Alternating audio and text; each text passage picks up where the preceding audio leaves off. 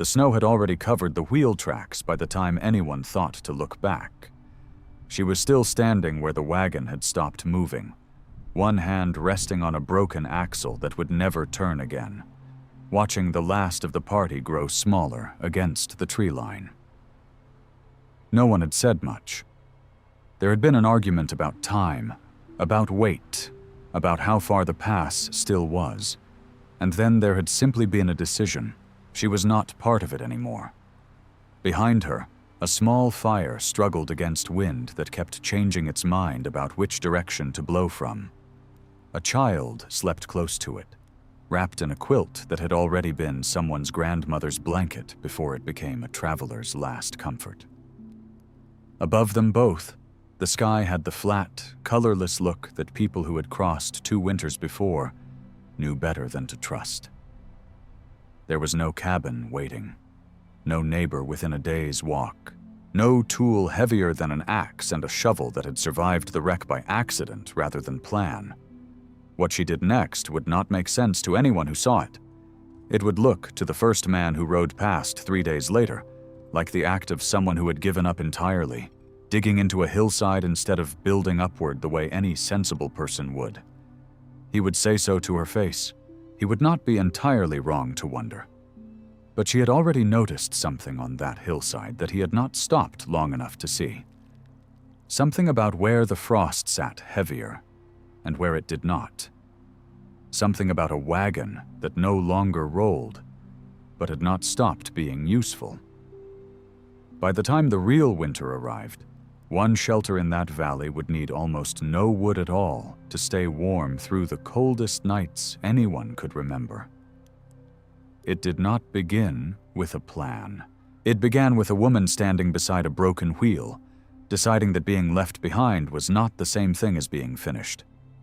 Her name was Margaret Coe, and by the time the axle gave out for the 3rd time, most of the party had stopped pretending they were sorry about it. The first crack had happened 2 weeks earlier, on a stretch of trail so rutted that every wagon in the line had groaned through it. A local wheelwright, paid in coin and whiskey back at the last trading post, had bound the axle with iron strap and told her it would hold to the mountains. It had held for 11 days. The second crack came on a slope steep enough that the whole wagon nearly rolled with her daughter still inside it. The third crack came on flat ground, for no reason anyone could name. And that was the one that ended things. Margaret was 29 years old, a blacksmith's widow from a river town that had dried up 2 seasons after her husband did.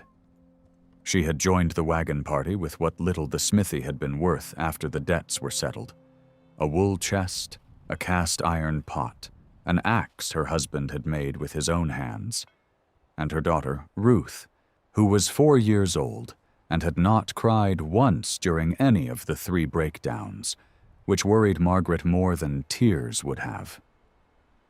The wagon master was not a cruel man, only a practical one, and practicality on a trail with winter closing in behind it did not leave room for a vehicle that could not be trusted to hold its own wheels. He offered her space for 2 trunks on another family's wagon.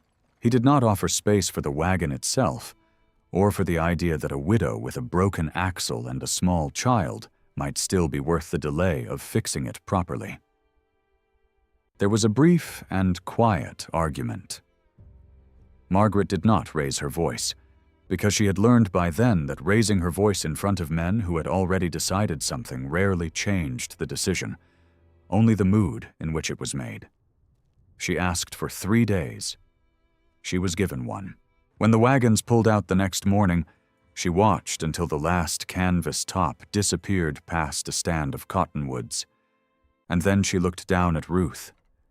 And then she looked at the broken axle, still sitting exactly where it had failed, as if it had chosen the spot on purpose. The valley around her was quiet in the particular way that only comes before the first heavy snow, when the birds have already decided which direction to go, and the wind has not yet made up its mind. Margaret did not know this stretch of country. She did not know how far it was to the nearest settlement, or whether there was one within a week's walk in any direction.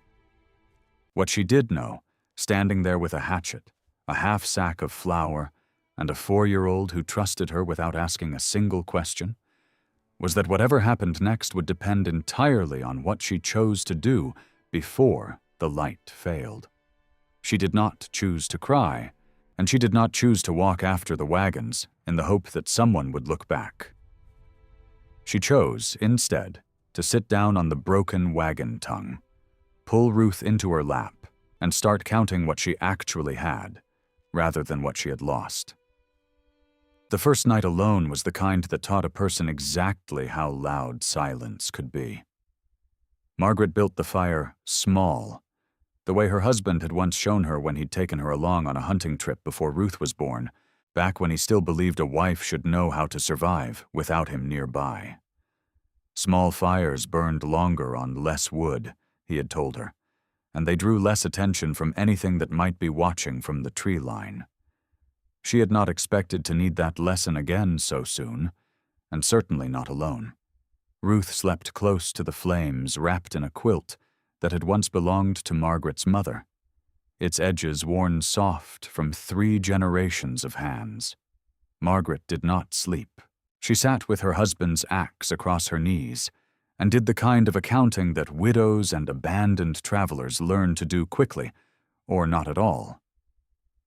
She had flour enough for perhaps 10 days if she was careful. A single cast iron pot, a hatchet and the axe, 2 blankets beyond the quilt, rope, some nails, a tin of matches she guarded like they were coin, and the wagon itself, cracked axle and all, sitting useless on the frozen ground unless she found some other purpose for it. What she did not have was time. The morning air already carried the particular bite that old-timers back at the trading post had warned her about, the kind that came 2 or 3 weeks before the first real snowfall, giving the land just enough notice to finish whatever preparations it intended to make. She had perhaps 2 weeks, 3 if she was fortunate, before conditions turned serious enough to threaten more than comfort. By the gray hour before dawn, Margaret understood 3 things clearly. She could not walk out carrying a 4-year-old and enough supplies to survive several days on foot, not without knowing which direction led to help, and which led only to more emptiness. She could not simply wait beside a dead wagon and hope for rescue, because no one in the party had promised to send anyone back, and she doubted the wagon master would spare the time even if he'd wished to. And she could not build the kind of cabin the trail guides described in their pamphlets, the neat log structure with a stone chimney and glass windows. Not with 1 axe, 1 hatchet, and perhaps 2 weeks before the weather turned against her. Whatever she built would have to come from what the land itself was willing to give her, and from whatever was left of the wagon that had failed her 3 times already. As the sky lightened, Margaret set Ruth down gently, banked the fire to hold through the last hour of darkness, and walked to the edge of the clearing to look at the hillside, rising just beyond the trees. She had noticed something the evening before, in the last light, that she had been too exhausted to think through. Now, with the fire crackling low behind her and her daughter still asleep, she meant to look again. The hillside did not look like much in the flat, gray light of early morning, but Margaret had learned, growing up the daughter of a farmer before she married a blacksmith, that land rarely revealed its secrets to anyone in a hurry. She walked its length slowly, the way her father used to walk a field before planting, reading marks in the ground that a stranger would have missed entirely. The frost, she noticed, had settled unevenly across the slope.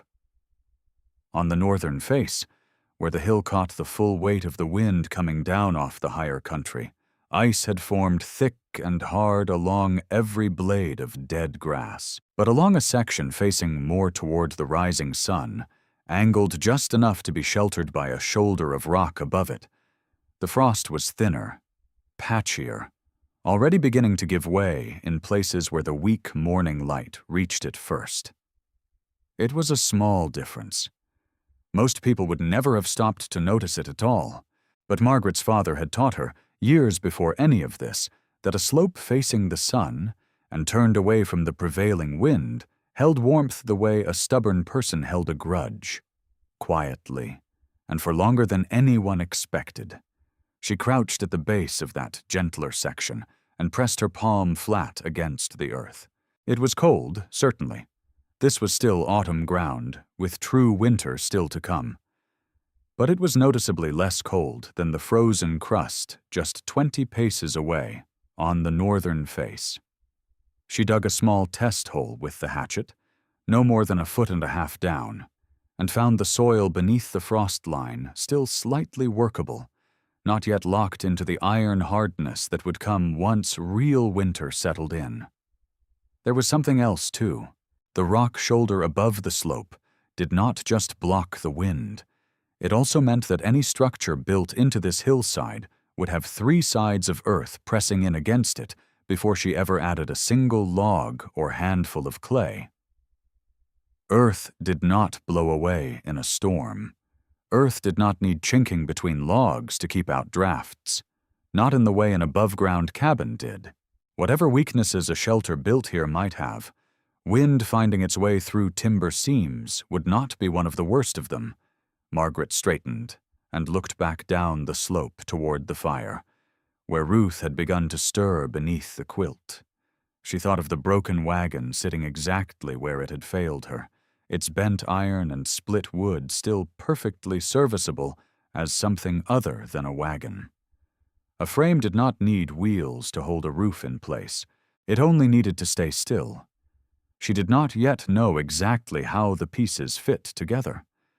But standing on that hillside, feeling the difference between frozen ground and ground that still remembered the sun, Margaret understood for the first time, since the wagons pulled away, that she was not simply looking for a place to survive the next few days. She was looking for a place the land itself had already half built for her, if only she was willing to finish the rest. By mid-morning, Margaret had made up her mind, and by mid-afternoon, a stranger on horseback had ridden up to tell her it was a mistake.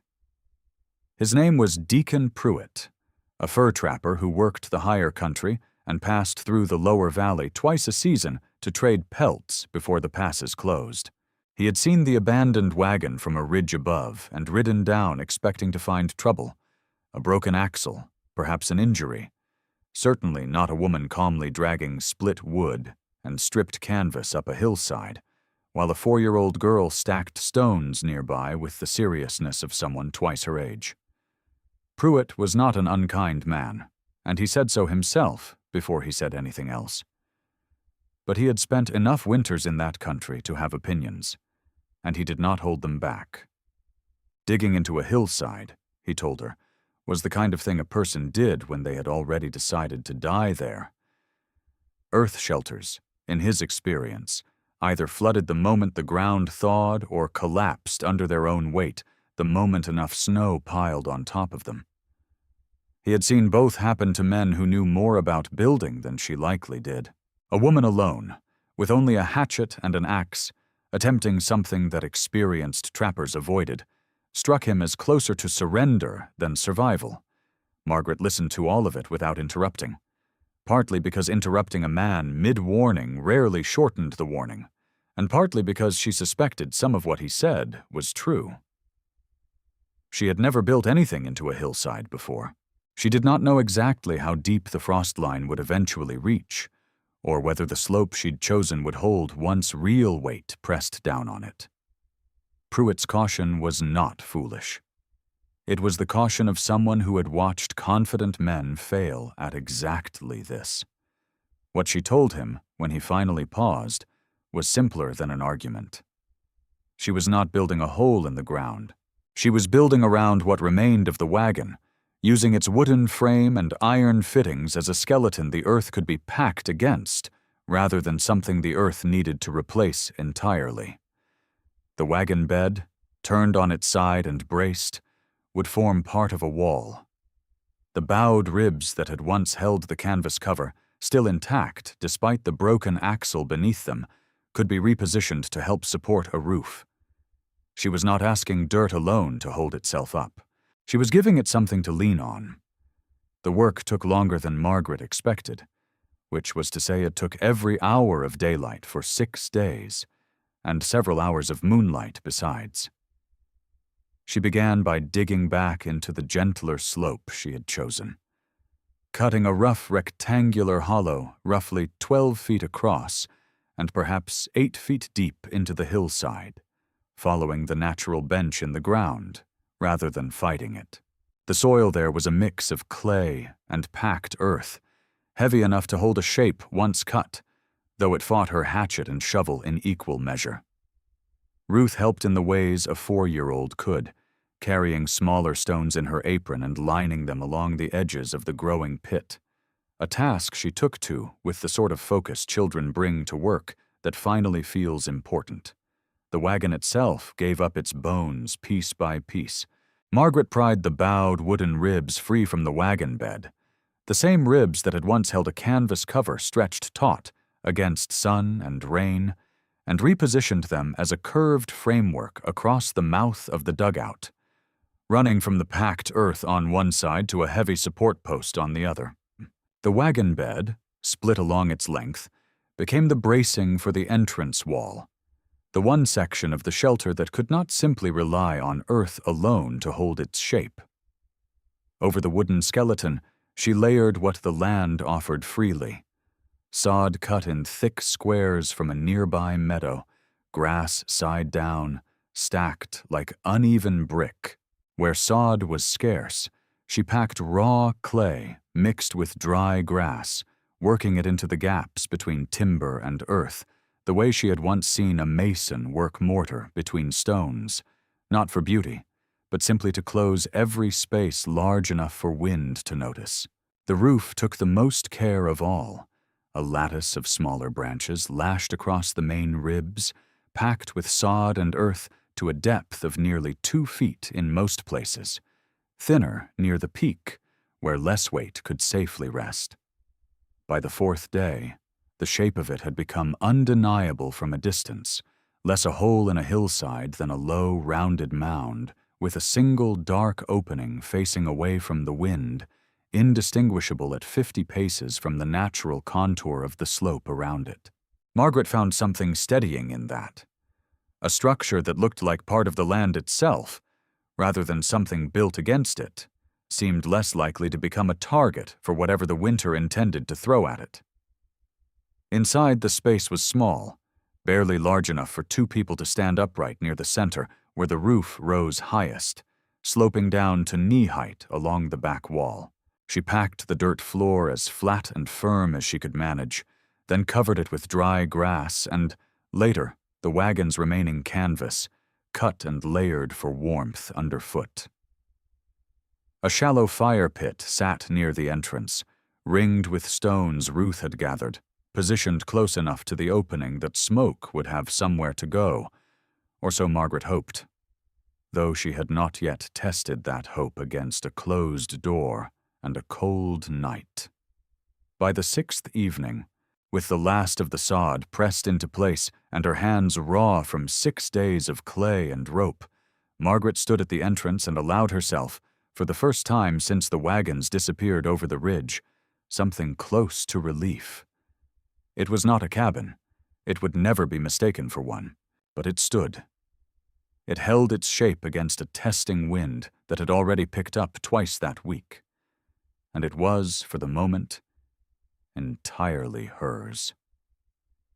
The relief did not survive the first truly cold night. Margaret had built the fire carefully, banking it low near the entrance the way she'd planned, and settled Ruth beneath both quilts along the back wall, where the earth pressed closest and, in theory, held the most warmth. For the first 2 hours, it seemed to work exactly as she had hoped. The dugout stayed noticeably warmer than the open air outside, the packed earth walls holding a stillness that no canvas tent had ever offered her on the trail. Then the wind shifted. It came gradually at first, a change in direction rather than a change in force, swinging around from the steady westerly pattern it had held all week to something colder, sharper, coming almost directly down the slope from the higher ground above the rock shoulder. Margaret noticed it first as a thin, needling draft along her ankles, then as a faint whistling sound she could not immediately place. By the time she understood what was happening, smoke from the low fire had begun curling back into the shelter instead of drawing out through the entrance the way it had every night before. Ruth woke coughing within the hour. Margaret worked quickly in the dark, smothering the fire down to nothing rather than risk the smoke thickening further, and pulled Ruth close to the entrance, where at least the air moved rather than pooled. She spent the rest of that night awake, feeling along every seam of packed clay and sod with her bare hands, searching for whatever had changed. She found it near dawn, low along the northern edge of the entrance wall where the wagon bed met the surrounding earth. A gap, no wider than 2 fingers in most places, had opened where the clay had shrunk slightly as it dried, just enough for the shifted wind to find its way in and disturb the draft the fire depended on to draw smoke outward. It was a small flaw. It was also, Margaret understood with a tightening in her chest, exactly the kind of small flaw that could matter enormously over the course of a genuine winter storm, when a shifting wind might last not for 1 confused hour, but for 3 full days, without pause. She did not have materials to spare for a mistake like this. What she had was time before the next hard freeze, perhaps another week if she was fortunate, and the uncomfortable knowledge that Deacon Pruitt's warning about earth shelters had not been entirely wrong. The problem was not that the dugout could not hold heat. The problem was that heat and smoke were not the same thing, and a shelter that trapped one while mishandling the other could just as easily suffocate a family as freeze one. By full daylight, with Ruth finally breathing easier beside the reopened, gently smoking fire, Margaret sat at the entrance of her hillside shelter and forced herself to watch, rather than simply patch. Patching blindly, she suspected, would only hide the problem until the next wind shift revealed it again, likely at a worse moment than this one. For 2 days, Margaret did almost nothing but watch smoke. She kept the fire small and steady, adjusting it only enough to stay useful, and spent hours crouched near the entrance, studying exactly where the thin gray trail of it went. On calm mornings, it rose cleanly and drifted out through the opening as intended.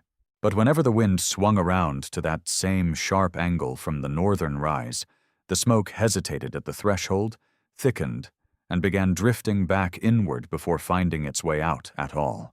She marked the direction of the wind each time it happened, using a strip of torn cloth tied to a stick driven into the ground outside the entrance, and began to notice a pattern that had nothing to do with the fire itself and everything to do with the shape of the opening she had built. The entrance faced almost due east, chosen originally because that direction had seemed most sheltered from the prevailing westerly winds she had observed during her first days on the hillside. What she had not accounted for was the narrower channel of colder air that came down off the rock shoulder above, funneled by the very slope that protected her from the worst of the weather, and struck the entrance from an angle she had not anticipated. The fire was not the problem.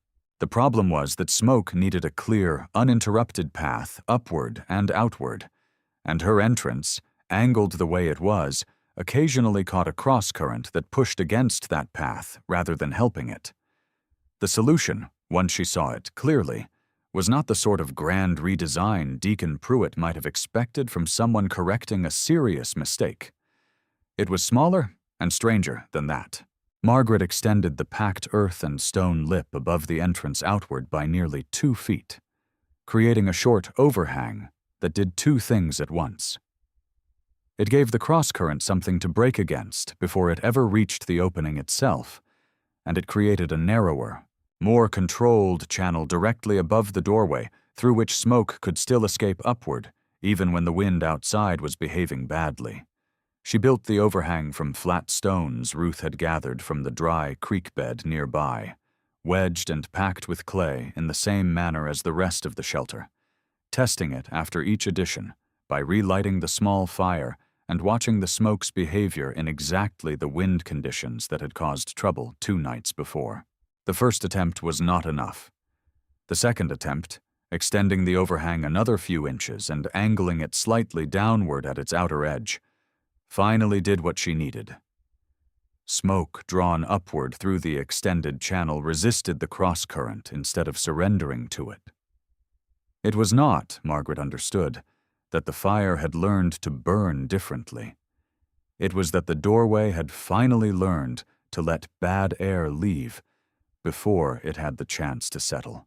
She sat back that evening, hands blistered from stonework, and watched smoke rise clean and steady even as the same troublesome wind rattled the dry grass outside.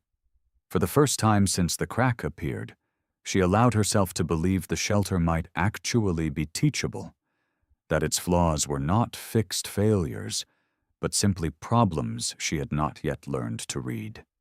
The visitor who arrived 11 days after Deacon Pruitt wasn't a stranger passing through, but a settled man with land of his own, and his doubts were harder to dismiss precisely because he had every reason to know what he was talking about. His name was Ezra Halloway, a farmer whose homestead lay roughly 4 miles down the valley, close enough that smoke from Margaret's fire had eventually drawn his attention on a still morning. He arrived on foot, leading a mule loaded with nothing more than curiosity and a wariness he did not bother to hide.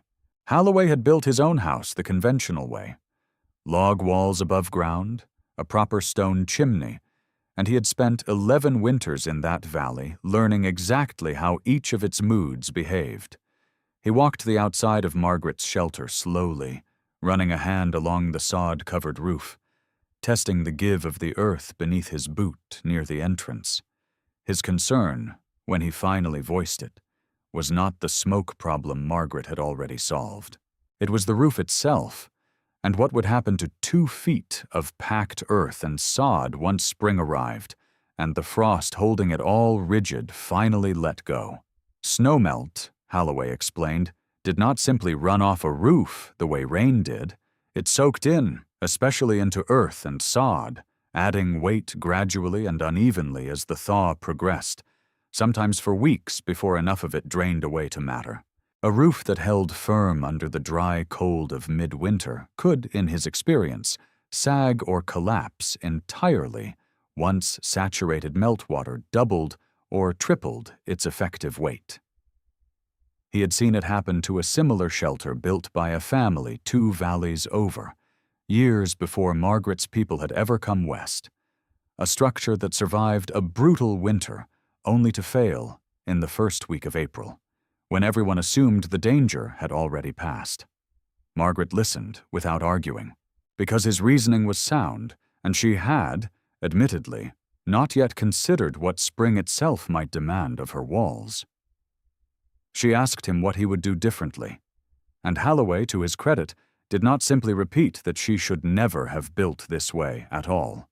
He suggested instead that the roof's support posts, the repurposed wagon ribs bearing most of the structural weight, would need reinforcing before winter's end, likely with additional bracing driven deeper into the floor, and that some means of channeling meltwater away from the roof's surface, rather than allowing it to pool and soak straight down, would matter more than the thickness of the earth itself.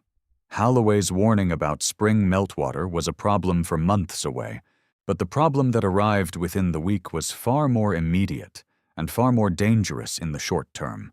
The firewood Margaret had gathered during her first days on the hillside, cut in haste from whatever deadfall lay within reach, had never been given proper time to season. Green wood, still heavy with sap and moisture, burned poorly under the best conditions, and burned worse still inside a shelter that depended on a clean, steady draft to keep smoke moving in the right direction.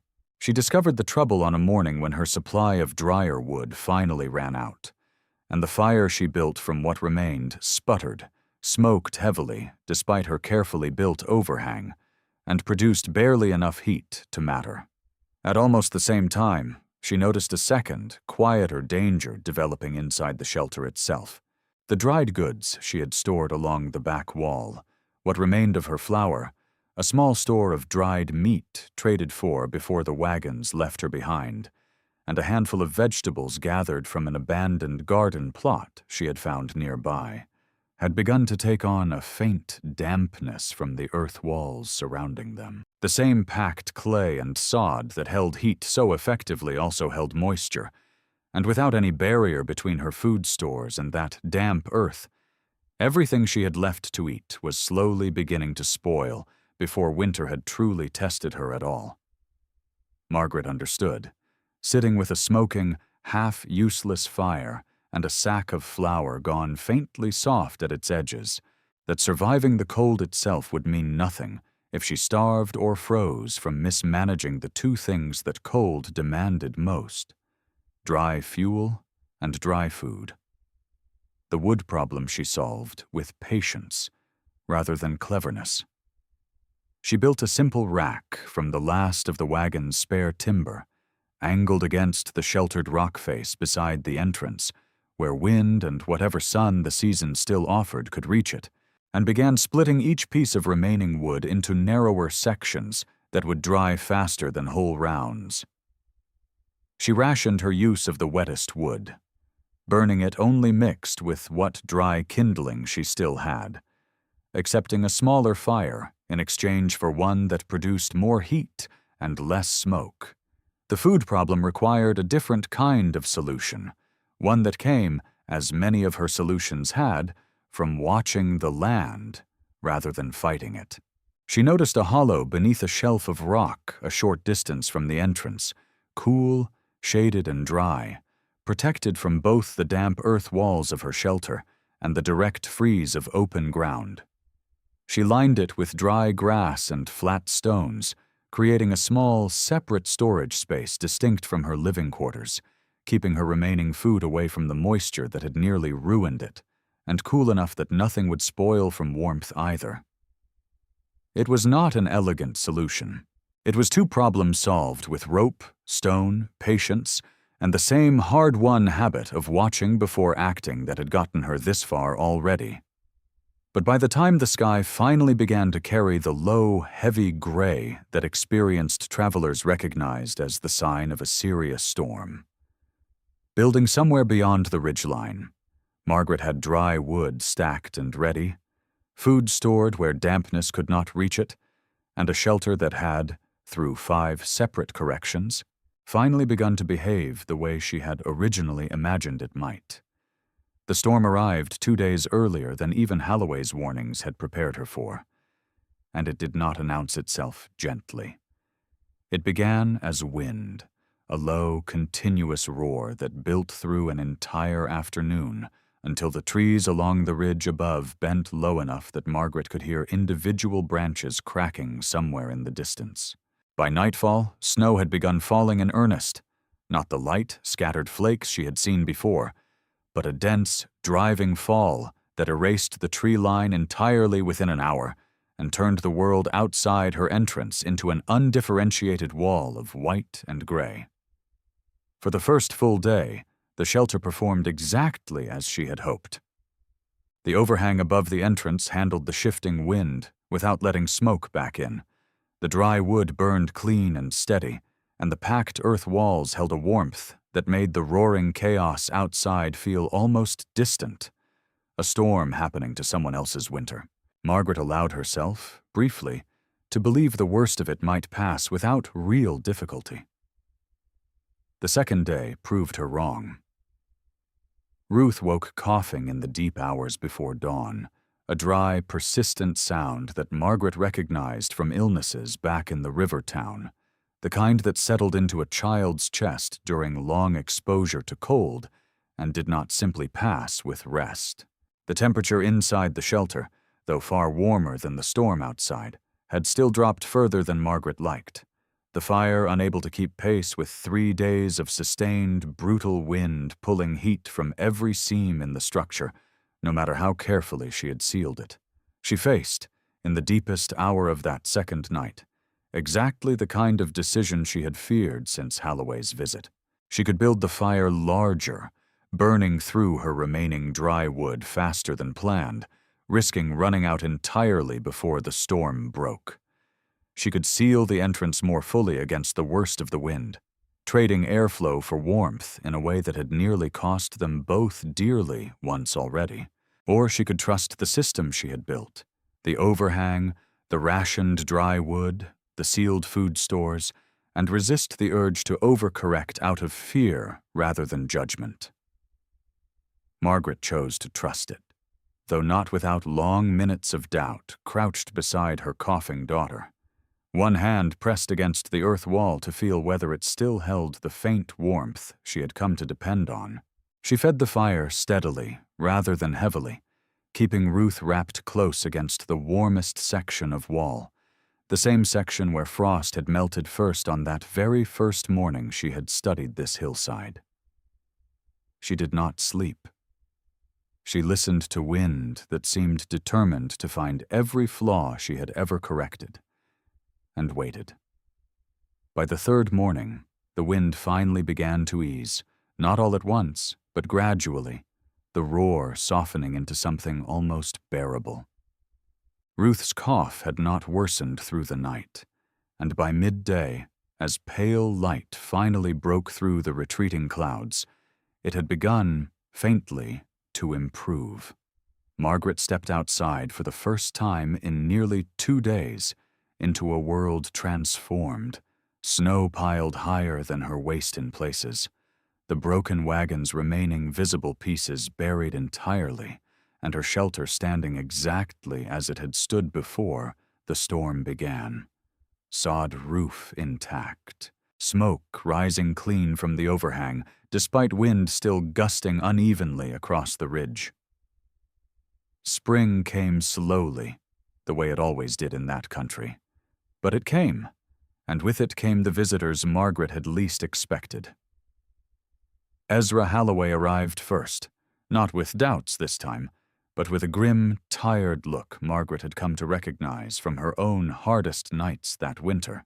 His own cabin, built the conventional way with log walls and a proper stone chimney, had burned through nearly twice the firewood he had stored, and even then, he admitted, his family had spent more nights shivering through than he cared to describe. He had come this time not to warn her, but to ask how her walls had held heat so much longer than his own on the coldest nights, when both of them had faced the very same storm. Margaret showed him what she had learned, plainly and without pride, more from relief at finally having someone to explain it to than from any wish to prove Pruitt or Holloway wrong. She explained that the stone and packed earth had never generated warmth themselves. They had simply refused to let go of it quickly, absorbing heat through the day and releasing it slowly through the coldest hours, in a way that thin log walls, however well built, could not match. She explained the overhang above her entrance, and why a shifting wind needed somewhere else to spend its force before it ever reached her fire. She explained the dry food storage separate from her living space, and the rack of splitting, seasoning wood that had made the difference between a fire that merely burned and one that actually warmed. Deacon Pruitt passed through again in late spring, exactly as he had promised, and stood for a long while at the entrance of a shelter he had once predicted would collapse or flood before winter's end. He did not apologize, not directly, but he asked more questions in that single visit than he had offered warnings during his first, and he left with a rough sketch of her overhang drawn on the back of a trading receipt, saying only that a man who worked the high country alone could always use one more idea worth remembering.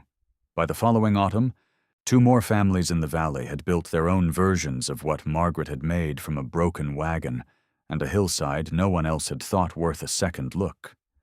Neither copied her shelter exactly. Each adjusted it for their own slope, their own wind, their own particular stretch of land, which was, Margaret had come to believe, precisely the point. The land had never offered the same answer twice, It had only ever rewarded the people willing to stop long enough to ask it the right questions. Ruth grew up in that valley knowing the story less as a tale of hardship than as a simple fact of her early childhood. The year her mother built a house into a hill instead of on top of it. And it worked. Margaret rarely told the story as anything more dramatic than that either. She had not beaten that winter by being stronger than it.